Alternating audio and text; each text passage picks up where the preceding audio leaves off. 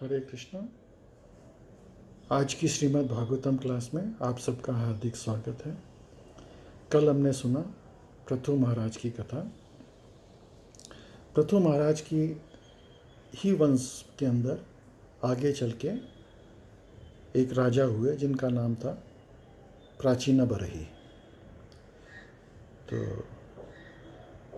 प्राचीन बरही के 10 पुत्र थे। तो प्राचीन बरही ने उनको आज्ञा दी कि आप लोग जाओ, पहले तपस्या करो और भगवान की प्राप्ति करके फिर इस सृष्टि का सृजन करो। तो वो लोग 10 जो है वो जाते हैं हिमालय की तरफ और मानसरोवर में स्नान करके वो वहाँ का एटमॉस्फेयर उनको इतना अच्छा लगता है और वो भगवान को के बारे में बातें कर रहे थे, बहुत प्रसन्न होते हैं। तो वो लोग जो बातें कर रहे हैं वो सुन करके शिव जी सुनते हैं तो उनको ऐसा लगता है कि ये लोग भगवान की आराधना करने वाले हैं। तो शिव जी इतने प्रसन्न होते हैं कि वो आकर के उनसे बातें करते हैं और उनको जो है भगवान के बारे में पूरा ज्ञान देते हैं। तो ये जो ज्ञान शिव जी ने उनको दिया वो रुद्र गीता कहलाता है। शिव जी ने स्वयं उनको भगवान के बारे में पूरा ज्ञान बताया और किस तरह से भगवान की प्राप्ति हो सकेगी ये भी बताया। तो इधर तो ये प्रचेता जो है वो भगवान का तपस्या करने में लगे हुए थे। वो सरोवर के अंदर में 10,000 वर्ष तक शिव जी के बताए हुए मंत्र के हिसाब से वो लोग पानी के अंदर रह करके भगवान की तपस्या कर रहे थे। और इधर ये प्राचीन बरही राजा जो है ये अलग अलग ब्राह्मणों के बहकावे में आकर के और वो यज्ञ पे यज्ञ किए जा रहा था और उस यज्ञ के अंदर पशु बलि दे रहा था। अभी वो पशु बलि जो है वो इतने वो अविधि पूर्वक वो कर रहा था। ये जो पशु बलि का जो यज्ञों के अंदर जो विधान होता है वो विधान ऐसा होता है कि जैसे ये अश्वमेध यज्ञ है। अभी अश्वमेध यज्ञ में अश्व की बलि दी जाती है, लेकिन वो वहाँ पे जो मंत्र जो है इतने शुद्ध पढ़े जाते हैं कि वो अश्व की बलि के अंदर जैसे ही वो अश्व की सर काटा जाता है वो तुरंत उसको जो है एक बहुत ही सुंदर देवता का स्वरूप मिल जाता है और वो भगवान की भक्ति में लग सकता है। तो उसका तुरंत प्रमोशन हो जाता है।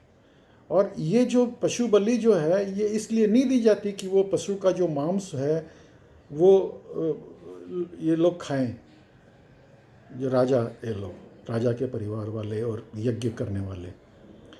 लेकिन ये जो प्राचीन बरही जो यज्ञ कर रहे थे वो तो ब्राह्मणों ने उस ऐसा गलत मंत्र बताया कि भाई वो जानवरों को मार करके उसका जो मांस खा रहे थे। तो नारद ऋषि को बड़ी दया आई, बोले इसका तो हाल बहुत बुरा होने वाला है।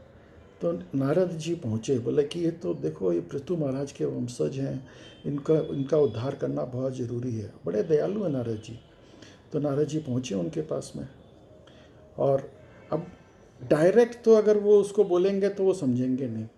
वो बोलेंगे कि भाई ये ऐसा है, ये इसमें ऐसा लिखा है।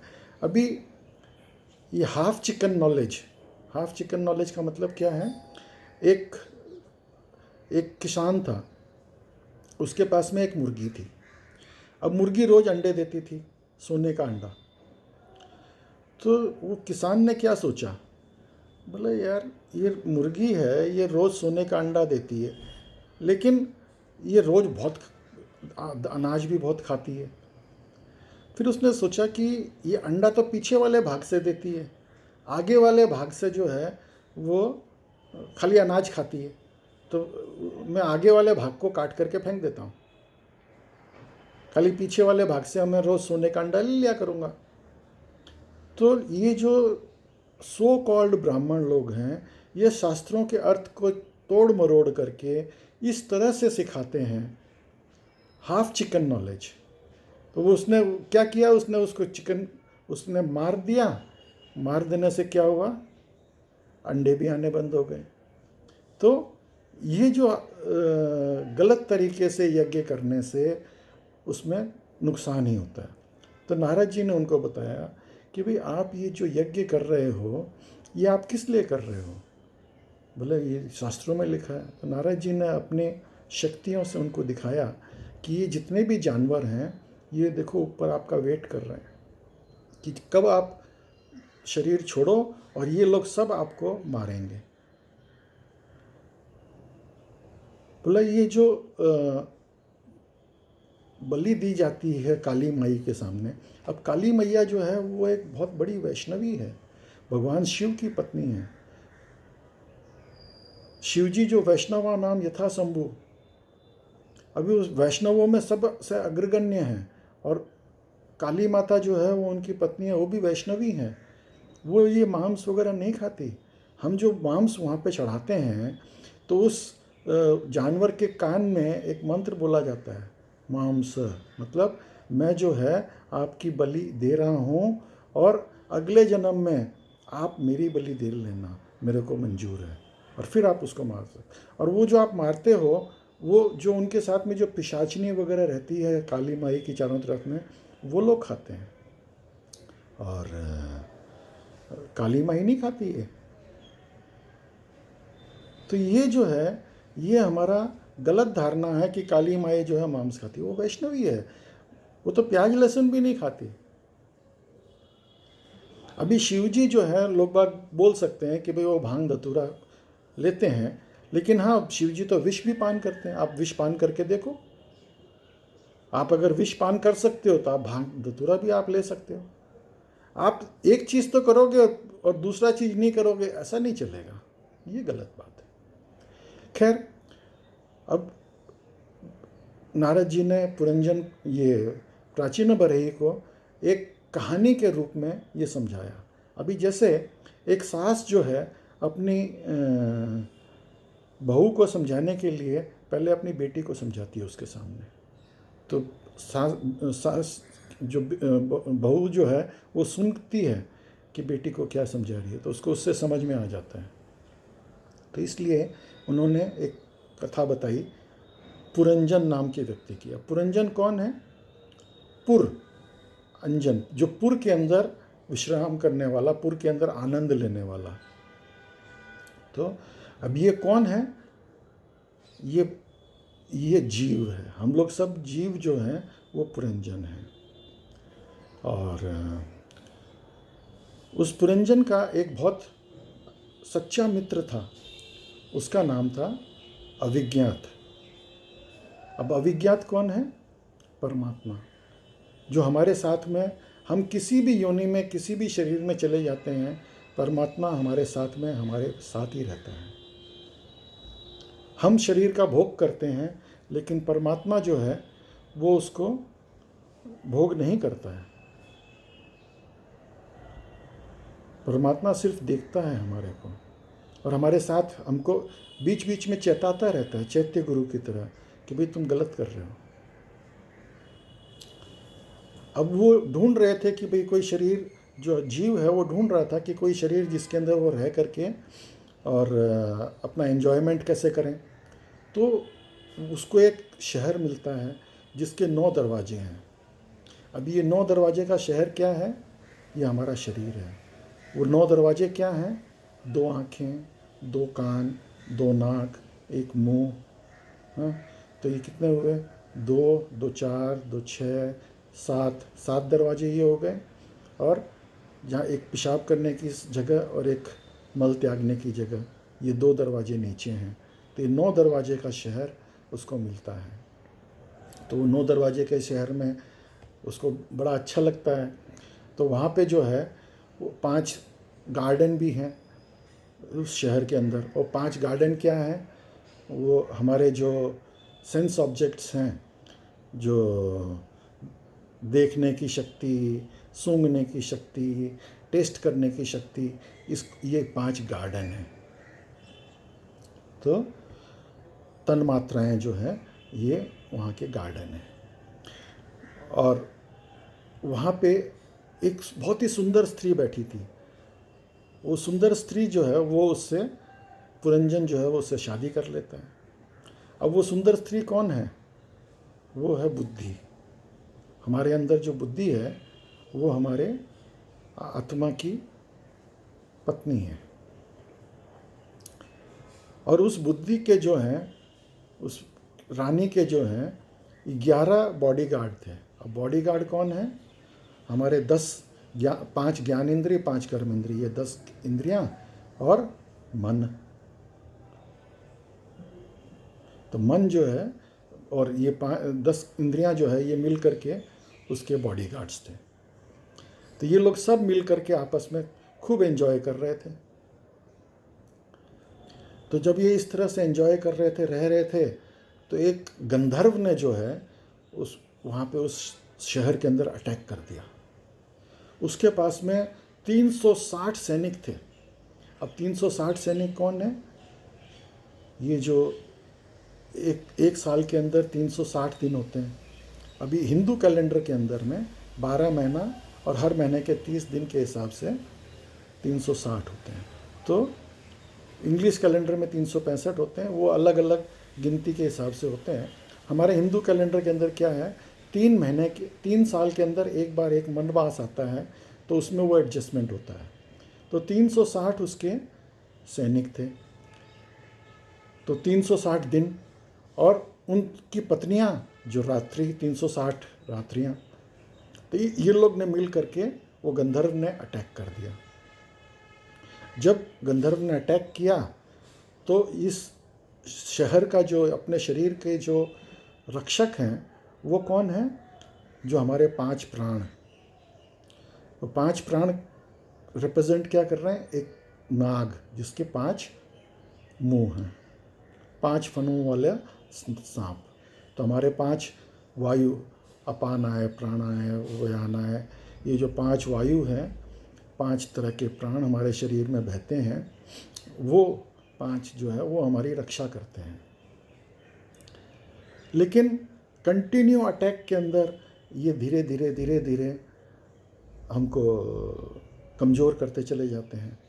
हमारे जैसे जैसे उम्र बढ़ती है वैसे वैसे, जैसे जैसे दिन निकलते हैं वैसे वैसे हम जो है कमज़ोर पड़ते चले जाते हैं। एक काल कन्या नाम की एक बुढ़िया थी। अब वो बुढ़िया जो है वो पति ढूंढ रही थी कि भाई मैं किससे शादी करूं, किससे शादी करूं। नारद जी के पास गई, बोला भाई आप शादी कर लो। बोला नारद जी, बोला ये सब मेरा काम नहीं है, मैं तो ब्रह्मचारी हूँ। लेकिन फिर भी उन्होंने उसको बोला भाई एक काम करो, तुम मृत्यु से शादी कर लो, वो तुम्हारा हेल्प करेगा। तो वो यवन राजा यहाँ पे मृत्यु को रिप्रेजेंट करता है। वो यवन राजा से वो काल कन्या जो है वो शादी कर लेती है। बुढ़ापा और मृत्यु, बुढ़ापा और मृत्यु ये पति पत्नी है। तो और उस यवन राजा के जो है कई सैनिक हैं। अब वो सैनिक कौन है? समय और बीमारियां। और उसका जो प्रधान सेनापति है उसका नाम है प्रज्वर। प्रज्वर मतलब हाई फीवर, तेज बुखार। जब हम मृत्यु आसन पे होते हैं तो हमारे को बुखार चढ़ जाता है, 106 107 बुखार, और उससे हमारे पूरे शरीर में आग लग जाती है। तो यह यवन राजा ने जो है उस पे शरीर पे अटैक कर दिया और उसने उस शहर में आग लगा दी। तो जो प्राण जो है शरीर से निकल गए। जब शरीर से प्राण निकले तो वो जो जीव है उसको जो है अपनी पत्नी जो पुरंजनी जो थी की फ़िक्र लगी रहती थी। तो जैसे भगवत गीता में बताया गया है कि अंत काले च मामेव, कि अंत काल में आप जिसका स्मरण करोगे आपको वैसी शरीर वैसा गति मिल जाएगा। तो क्योंकि वो एक स्त्री के बारे में सोच रहा था, वो अगले जन्म में एक स्त्री बन गया। अभी हम लोग सब जो है, आत्मा जो है उसका वो मेल या फीमेल नहीं होता, वो स्त्री या पुल्लिंग, स्त्रीलिंग या पुल्लिंग नहीं होता है। आत्मा जो है वो किसी भी शरीर में जा सकता है। तो अगले जन्म में वो विदर्भ राज की बेटी विदर्भी बन गई या बन गया, जो भी आप बोलो। तो विदर्भ राज ने जो है उसकी शादी जो है मलय ध्वज राजा से करवा दी। मलय ध्वज राजा बहुत बड़ा वैष्णव था, तो उसने जो है उसको धीरे धीरे सिखाया कि भाई भगवान की भक्ति कैसे करना चाहिए। एक बार जो है मलय राजा जंगल में ये लोग जा रहे थे, तो उसकी जो है मृत्यु हो गई मलय राजा की। तो राजा की मृत्यु हो गई तो उसने सोचा कि भाई अभी वो पतिव्रता स्त्री थी, वैष्णव जो विदर्भी जो थी, तो उसने सोचा कि मैं इसकी चिता बनाती हूँ। तो उसने चिता बना करके उसको उसमें लेटाया और उसमें आग लगाई, और उसने सोचा कि भाई मैं भी इसके साथ में सती हो जाती हूँ। तो इतने में एक ब्राह्मण वहाँ पे आता है। अब ये ब्राह्मण कौन है? वही अभिज्ञात, जो उसका पुराना मित्र था, जो परमात्मा जो है वो आके उसको समझाता है। बोला कि भाई ऐसा है कि तुम स्त्री या पुरुष नहीं हो, तुम तो आत्मा हो, और तुम जो है भगवान की भक्ति करो तो जो है तुम्हारा उद्धार हो सकता है, तुम वापस भगवान के धाम में जा सकती हो तुम्हारा। तो नारद जी जब ये कथा सुना रहे थे तो नारद जी ने बोला ये सुन के तुमको कुछ समझ में आ रहा है? तो वो प्राचीन बरही बोलता है, बोला ये कथा तो मेरे को लगती है कुछ जानी पहचानी सी है, ये तो लगता है मेरी खुद की कथा है।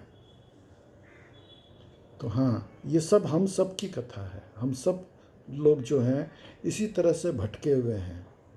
हम लोग जो हैं भटक करके हम लोग भगवान को भूल चुके हैं, लेकिन भगवान हमको नहीं भूले हैं। भगवान हमारे साथ ही हर जगह जाते हैं, हर शरीर में जाते हैं, और हमको वो याद दिलाते रहते हैं कि भाई तुम जो है आत्मा हो, मेरे अंश हो, तुम मेरे ही बच्चे हो, तुम मेरे पास आ जाओ। और हम न तो मेल हैं न फीमेल हैं, न हम पुल्लिंग हैं न स्त्रीलिंग हैं, हम जो हैं आत्मा हैं। आत्मा किसी भी शरीर में जा सकती है, एक हाथी के शरीर में भी जा सकती है, एक चींटी के शरीर में भी जा सकती है। तो हमको जो है मेन हमारा काम क्या है? भगवान की भक्ति करना, और भगवान की भक्ति में लग करके वापस हमको भगवान के धाम में जाना, यही हमारा लक्ष्य है। तो नारद ऋषि जो हैं ये पुरंजन की कथा से प्राचीन बरही को यही सिखा रहे थे कि तुम ये सब यज्ञ छोड़ो और तुम भगवान की भक्ति में लगो। तो पुरंजन जो है नारद ऋषि को प्रणाम करता है और उनसे पूछता है कि अब मैं क्या करूं।